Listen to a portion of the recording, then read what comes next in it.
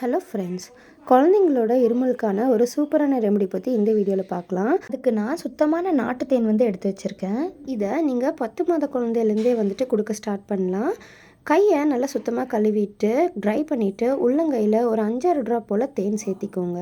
தேன் கொடுக்கறதால குழந்தைங்களுக்கு இருமல் நல்லாவே விட்டு போகுங்க. குழந்தைங்க விடாமல் இருமுனா கொஞ்சம் தேன் நாக்கில் வச்சு விட சொல்லி என்னோட பீடியாட்ரிஷனும் சஜஸ்ட் பண்ணியிருக்காங்க. இது கூட ஒரு பிஞ்ச் குருமிளகு தூள் சேர்த்திக்கலாம். இது மாதிரி ரெண்டையும் மிக்ஸ் பண்ணிவிட்டு குழந்தைங்களுக்கு தரதால குழந்தைங்களுக்கு தொண்டை கரகரப்பு, நெஞ்சு சளி, கவம் எல்லாம் கட்டி இருந்துச்சுன்னா ஈஸியாக கரைஞ்சிட்டு வந்துருங்க.